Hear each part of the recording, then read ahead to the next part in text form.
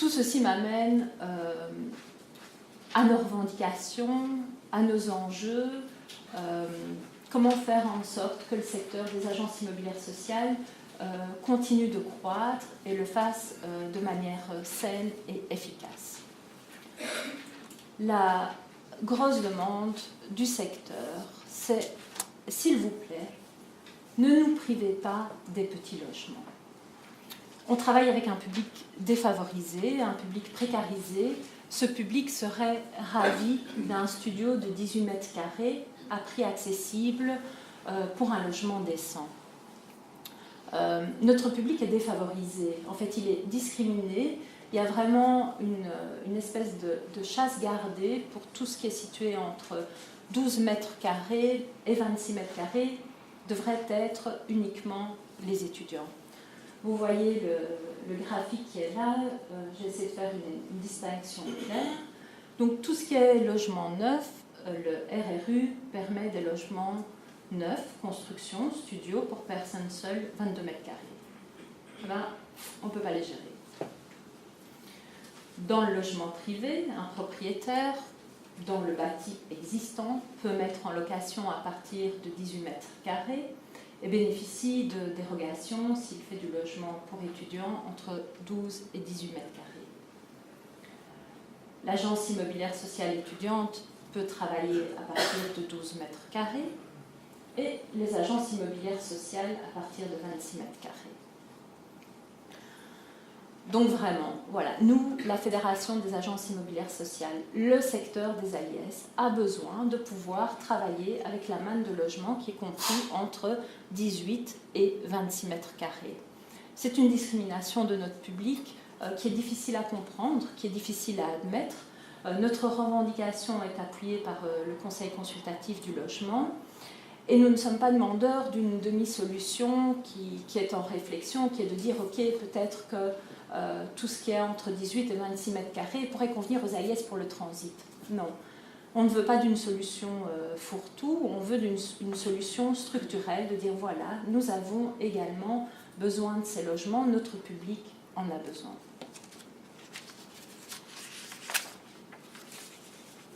Autre grand enjeu, et c'est quelque chose qu'on martèle depuis longtemps, c'est une nécessité. Il nous faut un régime de prime rénovation, de prime énergie qui soit unique et simplifié pour les AIS. Voilà. Là, vraiment, en ce moment, il faut être hyper courageux. Et moi, je vous le dis tout de suite, je ne le suis pas assez apparemment, mais il faut être vraiment courageux pour monter un dossier prime réno lourd. C'est quelque chose, je pense, que j'entends, c'est une demande, voilà, ça fait plusieurs années qu'on tape le clou là-dessus. Le programme de gestion locative, là, on a été entendu très clairement, soutenu, les choses sont en cours, il faudra un peu de recul pour juger de l'efficacité de la mesure et des moyens mis en œuvre. Autre discrimination de notre public, c'est l'accès au tarif social de l'énergie.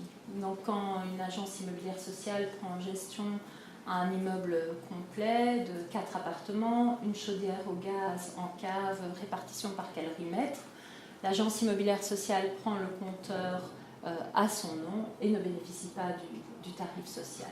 Voilà, c'est une discrimination de notre public. Notre public est dans les mêmes conditions que celui des CISP et nous souhaitons pouvoir lui octroyer ça.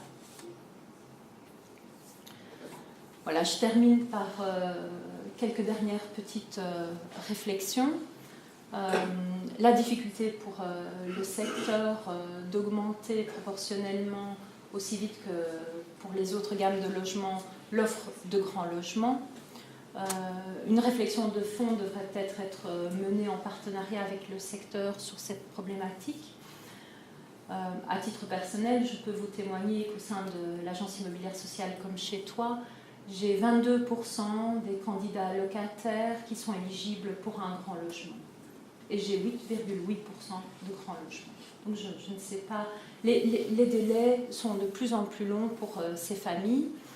C'est sûr que c'est une difficulté de notre bâti bruxellois, mais c'est aussi une vraie détresse sociale qu'il faut, selon moi, entendre. autre difficulté pour notre public, ceux qui veulent un logement AIS, parfois ils ne parviennent pas à le prendre parce qu'ils doivent se démêler entre leur ancien bailleur et le nouveau bailleur qui sera l'agence immobilière sociale. Pour se libérer de son ancien bailleur, il faut donner un préavis de 3 mois. Aucun de nos locataires n'a les sous, les ressources financières pour pouvoir faire ça. Bon, ces délais peuvent être éventuellement diminués quand l'agence immobilière sociale sait anticiper une mise en location et donc prévenir au plus vite possible le candidat locataire. Deuxième difficulté pour ce candidat locataire, c'est évidemment sa garantie locative. Donc il ne la reçoit que quand il a libéré les lieux de l'ancien logement et l'AIS, en bon père de famille, lui demande la garantie à l'entrée. Ces familles, ces ménages ne sont pas assez riches pour faire face à des doubles loyers et pour faire face à des doubles garanties locatives. Voilà, c'est un état de fait. Personnellement, dans mon quotidien, je le trouve parfois affligeant. Et alors, voilà, de manière contradictoire, parce que notre métier est éclaté, autant nous sommes envahis pour les agences immobilières sociales qui font des inscriptions directes de candidats locataires, nous sommes envahis de demandes, autant nous avons énormément de refus de logement. Mills, à l'agence immobilière sociale que je gère, nous avons 1500 familles en attente pour un parc de 140 logements, plus ou moins. Nos attributions, nos relations avec les candidats locataires sont compliquées par une certaine rigidité du cadre par rapport à notre pratique. Le règlement d'attribution doit être strictement respecté, strictement suivi. Et qu'est-ce qu'il prévoit ? Il prévoit une attribution strictement chronologique. Par ailleurs, les pouvoirs publics nous incitent à aider à travailler pour certains publics cibles. Alors voilà, jongler entre les deux, c'est pas toujours évident. J'ai pas encore compris comment je pouvais juridiquement le faire proprement, autrement qu'en employant le joker des logements de transit, qui ne sont pas prévus pour ça, qui ne sont pas conçus pour s'adresser uniquement au public cible. Il y a manifestement une confusion récurrente entre les agences immobilières sociales et les organismes immobiliers publics. Voilà, je veux vraiment dire aujourd'hui que nous sommes un secteur à part entière de la politique du logement. Nous ne sommes pas propriétaires de notre parc, ça fait une différence fondamentale avec les OIP et cette confusion est dommageable au secteur. Et je terminerai de manière très positive.